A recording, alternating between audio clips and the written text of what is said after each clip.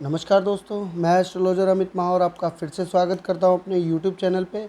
और आज एक और महत्वपूर्ण जानकारी आप लोगों के सामने लेके उपस्थित हुआ हूं मैं। आज हम बात करेंगे गुरु पर्वत पर रेखा, विभिन्न रेखाओं के बारे में। आज हम गुरु पर्वत पे बात करेंगे। जो भी जिस तरीके की रेखा होती है अलग अलग, वो किस तरीके का प्रभाव देती है आपके जीवन में। चलिए जानते हैं। इससे पहले सबसे पहले डिस्कस करते हैं कि गुरु के कारक तत्व क्या होते हैं। और आगे बढ़ने से पहले आप लोगों से विनम्र निवेदन है कि मेरी वीडियो को लाइक और सब्सक्राइब करें और कमेंट करें। और सबसे पहले बात करते हैं। सबसे पहला पॉइंट हमारा है कि ज्ञानी होते हैं ऐसे व्यक्ति। अगर ये कंडीशन जो है, जितनी भी डिटेल मैं आपके सामने रख रहा हूँ, जो सही अच्छी कंडीशन दिखा रहे हैं, वो उसी पर निर्भर करता है कि गुरु पर्वत कैसा है। गुरु पर्वत अगर उभरा हुआ है, शनि पर्वत थोड़ा गुरु पर्वत से नीचे है, सूर्य और बुध की सपोर्ट है पर्वतों की, और रेखाएं स्पष्ट है, तो जो भी बातें सामने निकल के आएंगी वो पॉजिटिव निकल के आएंगी। इसके अलावा उस पर बनने वाले चिन्हों के ऊपर मैं पहले ही वीडियो बना चुका हूँ शुभ और अशुभ के बारे में, वो आप देख सकते हैं। आज हम सिर्फ गुरु पर्वत पे बनने वाली विभिन्न रेखाओं के बारे में डिस्कस करेंगे। तो सबसे पहले बात करते हैं इनके कारक तत्व की। ऐसे व्यक्तियों के अंदर ज्ञान बहुत होता है, शिक्षा बहुत अच्छी प्राप्त करते हैं, उच्च शिक्षा प्राप्त करते हैं गुरु पर्वत अच्छा होने की वजह से। ऐसे व्यक्तियों के अंदर नेतृत्व क्षमता होती है। कई देखा गया है राजनीतिक स्तर पे भी ऐसे व्यक्ति बहुत अपनी इनकी जीवन शैली देखी गई है। और अगर अगले पॉइंट पे बात करें तो सामाजिक व्यवहार बहुत अच्छा होता है इनका। हर किसी व्यक्ति से मिलने का स्वभाव, इनका मिलने का तरीका, जो कि इनके मान सम्मान को और बढ़ाता है। दूसरों को किस तरीके से मान सम्मान देना है, छोटों या बड़े या हर वर्ग के व्यक्तियों का सम्मान करना इन व्यक्तियों को बहुत अच्छे तरीके से आता है। उच्च श्रेणी के व्यक्ति होते हैं। अगर किसी संस्थान से भी जुड़े हैं तो वहाँ पर भी इनका मान सम्मान है। और घर और अपने जो सोशल कनेक्शन है, पारिवारिक संबंध भी होंगे, वहाँ पर भी एक इनकी अलग भूमिका होती है, क्योंकि इन्हें ज्ञानी समझा जाता है।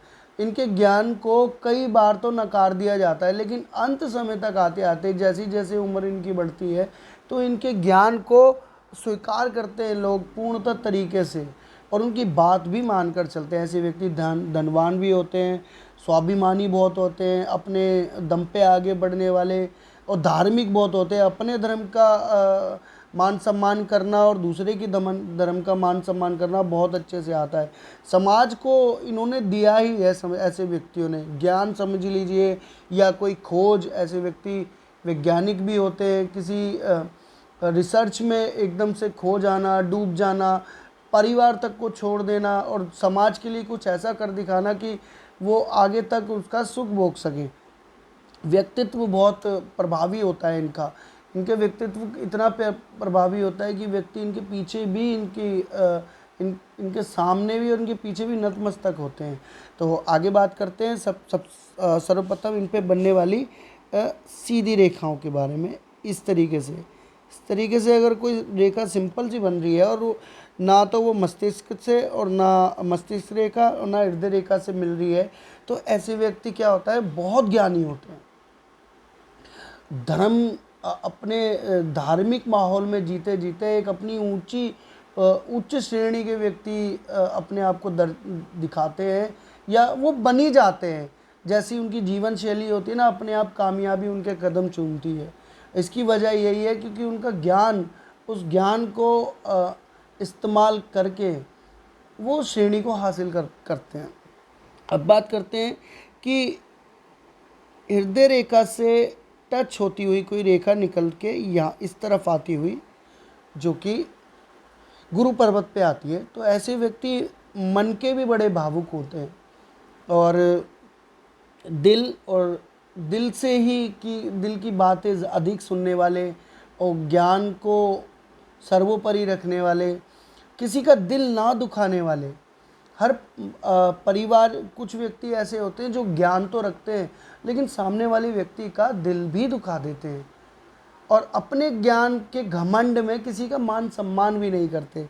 परंतु ऐसे व्यक्ति जो होते हैं जिनकी हृदय रेखा आती है गुरु पर्वत तक, ऐसे व्यक्ति हर किसी का मान सम्मान रखते हुए, हर किसी की भावनाओं का ख्याल रखते हुए कि उनको किसी तरह की दिल में हमारे लिए कोई खोट या तकलीफ़ ना हो जाए, उनको अपने ज्ञान का प्रचार इस तरीके से करते हैं या अपने आप को उनके सम्मुख इस तरीके से पेश करते हैं कि वो व्यक्ति इनके समझ लीजिए प्रेम में पड़ जाता, प्रेम करने लगता है इनसे, चाहे वो व्यक्ति कोई भी हो, इनका मान सम्मान बहुत करने लगते हैं ऐसे व्यक्ति। अब बात करते हैं कि एक इसके अगर एक रेखा, एक मिनट, अगर एक रेखा गुरु पर्वत से होती हुई मस्तिष्क रेखा तक आती है तो ऐसे व्यक्ति है ना, समझ लीजिए कि बुद्धि और अपने ज्ञान इन दोनों का इस्तेमाल करते हैं अपने जीवन शैली को एक ऊंचाई तक ले जाने के लिए, क्योंकि इनको बुद्धि का भी इस्तेमाल हो गया और अपनी बुद्धि का इस्तेमाल करते हुए हर फैसले लेना इनके लिए बहुत आसान हो जाता है। इनके लिए, इनके द्वारा लिए गए फैसले वो जीवन में सफलता दिलाते हैं इनको भी और इनके साथ रहने वाले व्यक्तियों को भी। जैसे परिवार में अगर ये छोटे व्यक्ति हैं और किसी व्यक्ति की अगर गुरु पर्वत की जो रेखा है वो मस्तिष्क रेखा पर आके जुड़ रही है, तो ऐसे व्यक्ति अगर घर में छोटे भी होंगे ना और वो डिसीजन लेते हैं तो समझ लीजिए उनके डिसीजन फलीभूत होंगे और पॉजिटिव वे में, यानी कि जो भी कार्य वो करेंगे तो उनको सक्सेस हासिल होना बहुत ज़्यादा चांसेस हो जाते हैं। 99% समझ लीजिए, 1% तो तभी मैंने आपको बताया था जब गुरु पर्वत सही ना हो या कुछ अशुभ चिन्ह हो, तब अलग एक बात पड़ जाती है। अब बात करते हैं कि गुरु पर्वत की ये रेखा अगर जीवन रेखा से जुड़ जाए तो समझ लीजिए ऐसा व्यक्ति है ना, पूरी जीवन में अपने धर्म के प्रति पूरी तरह वफादार रहता है और एक धार्मिक प्रवृत्ति का हो जाता है, यानी कि उसके अंदर अपने अंत समय तक अपने धर्म को नहीं छोड़ेगा वो और धार्मिक रहेगा। ऐसा कोई दिन नहीं जाएगा कि वो अपने धर्म के प्रति एक अनुकूल वातावरण ना बना सके, और रेगुलरिटी रहेगी उसकी, डिसिप्लिन रहेगा बिल्कुल अपने लिए और अपने धर्म के लिए, यानी रोज़ अपने धर्म स्थान जिस भी धर्म को वो मानता होगा व्यक्ति, ये जो रेखा ऐसे जीवन रेखा में आती होगी, वो व्यक्ति रेगुलर धर्म स्थान पे जाता होगा, धर्म का प्रचार करने वाला होगा, अपने धर्म को समझने वाला होगा डीपली, यानी कि गहराई तक।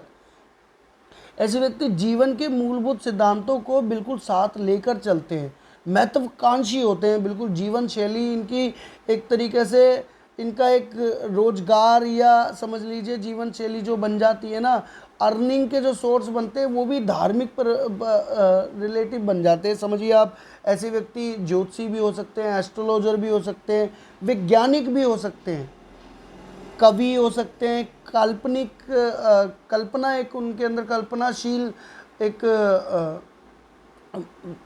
समझ लीजिए ज्ञान उत्पन्न होता है जो अपने आप आइडियाज़ भी लेकर आता है, और ऐसे ऐसे बातें इनके मुख से सुनने को मिलती है जो बहुत कम व्यक्तियों के मुंह से सुनने को मिलती है ज्ञान की। अब बात करते हैं कि अगर इस पे दो रेखा ऐसी हो, गुरु पर्वत पे दो रेखा होती है तो ऐसे व्यक्ति दो मुखी हो जाते हैं। अगर किसी और पर्वत पे, यानी कि सूर्य पर्वत पे, जब मैंने लास्ट वीडियो में बताया था दो मुखी रेखा हो तो बहुत अच्छा माना जाता है, लेकिन गुरु पर्वत पे कुछ हद तक थोड़ा कम प्रभाव देखने को मिलते हैं। अगर ये दो मुखी रेखा है तो इसमें क्या दिक्कत होती है कि व्यक्ति दोहरी सोच का हो जाता है, डिसीजन मेकिंग पावर बहुत हल्की हो जाती है उनकी। डिसीजन ले तो लेते हैं लेकिन उस डिसीजन को लेने में उनका इतना समय बर्बाद हो जाता है कि उस फैसले लेने का है ना, फिर कोई उनको फल मिलना ना मिलना एक बराबर है समझिए। अब एक रेखा ऐसी होती है कि जब वो रेखा उंगली के इस तरफ मंगल पर्वत की तरफ होती हुई आए, यानी कि आड़ी रेखा, ऐसी रेखा है, ऐसी रेखा, तो ऐसी रेखा वाले व्यक्ति क्या होते हैं, बहुत महत्वाकांक्षी होते हैं। महत्वाकांक्षी के साथ साथ उनके अंदर ज्ञान भी बहुत होता है, मान सम्मान बहुत होता है, और अपने धर्म के प्रति भी बहुत वफादार होते हैं। उनको वैवाहिक सुख भी अच्छा मिलता है, और वैवाहिक सुख के साथ साथ, नाम क्या है, वैवाहिक सुख के साथ साथ जीवन के जो धार्मिक सुख है वो भी इन्हें प्राप्त होते हैं। अब एक रेखा होती है जो ये मस्त मस्त हृदय रेखा अगर काट दे इसे, यानी कि क्रॉस बन जाना, जो मैंने आपको गुरु पर्वत पे शुभ अशुभ चिन्ह भी बनाए थे, इस तरीके से क्रॉस भी बनते हैं, और एक रेखा ऐसे भी काटती हुई क्रॉस बनाती है। तो अब एक बात समझिए, ये क्रॉस के तो अशुभ प्रभाव मैं आपको पहले बता चुका हूँ क्या प्रभाव होते हैं। गुरु के प्रभावों को कम कर देगा, अधर्मी बना देगा आपको, और ऐसा व्यक्ति समाज में अपना मान सम्मान भी नहीं बना पाता, अपने डिसीजन मेकिंग पावर भी नहीं होती। परंतु अगर एक और रेखा इस तरीके से मिल जाए तो समझ लीजिए ये अति शुभ, यानी कि योग कारक एक तरीके से चिन्ह बन जाएगा, क्योंकि ये चतुर्भुज भी बन गया है। अगर चतुर्भुज भी आ जाता है ना इस पे, इस तरीके से खड़ी रेखाओं का भी इन्हें एक फ़ायदा मिलेगा, मस्त हृदय रेखा का भी फायदा मिलेगा, आड़ी रेखा का, दो आड़ी रेखाओं का, और चतुर्भुज का, यानी कि ये 4-5 कॉम्बिनेशन का एक फल मिलने वाला है इन्हें, और जिससे कि ये व्यक्ति समाज में अपने इतने उच्च पद को हासिल करते हैं कि या तो एक राजनेता हो सकते हैं, बहुत बड़े ज्ञानी हो सकते हैं, बहुत बड़े गुरु हो सकते हैं, जिनकी समझ लीजिए ख्याति इतनी होगी कि विश्व प्रसिद्ध ख्याति हो सकती है, जिन्हें गुरुओं के रूप में बहुत बड़े बड़े जाना जाता है। और अगर यही रेखा अगर शुक्र पर्वत तक आती हो, और एक रेखा आड़ी इस तरीके से भी आती है चंद्र पर्वत तक, तो समझ लीजिए स्त्री सुख और माता का सुख भी इन्हें बहुत अच्छा मिलेगा, जो कि इनके धार्मिक प्रवृत्ति के ही होंगी इनकी तरह, यानी कि इनको जीवन का सुख लेते लेते भी इनको कोई कठिनाई नहीं आने वाली है धार्मिक प्रवृत्ति का होने में। अपना पारिवारिक सुख, यानी कि जो सांसारिक सुख होते हैं वो भी भोगेंगे व्यक्ति है, और अपने धार्मिक स्वभाव के भी रहेंगे, अपने मान प्रतिष्ठा इनकी बढ़ती भी रहेगी। और अगर ऐसे फल आपको नहीं मिल रहे हैं इस तरीके से, और आपका गुरु पर्वत खराब है, गुरु पर्वत नीचे है, या कुछ अशुभ चिन्ह है, और इस तरीके का आपको शुभ प्रभाव नहीं मिल रहे हैं, तो कुछ उपाय आप करिएगा। उपाय किस तरीके के होंगे, आपको क्या करना है, हल्दी का टीका ना अपने माथे पे लगाना है, अपने माथे पे लगाइए, और यहाँ पे रख के लगाइए, यहाँ पे हल्दी रखिए, इसे रब करिए, यहाँ से इस उंगली से उठाइए और अपने माथे पे तिलक करें रोज़, या केसर के तिलक से कर सकते हैं आप, ठीक है जी। और अब गुरुवार के दिन हमेशा ध्यान रखें, अपने धर्म स्थान पे कुछ ना कुछ दान, पीले रंग की वस्तु, पीले रंग का कपड़ा हो सकता है, पीले रंग की मिठाई हो सकती है, या पीले रंग की दाल हो सकती है, ये मंदिर में अवश्य दान जरूर करके आएँ अपनी इच्छा अनुसार। और ज़रूरी नहीं है कि आपकी क्षमता नहीं है तो आप क्षमता से अधिक दान करें, क्षमता से अधिक दान करना भी आपके लिए नुकसानदेह होता है, क्योंकि परमात्मा ने यही कहा है कि आपके पास जितना है उसमें से 10% या 5% धार्मिक कार्यों में लगाएं।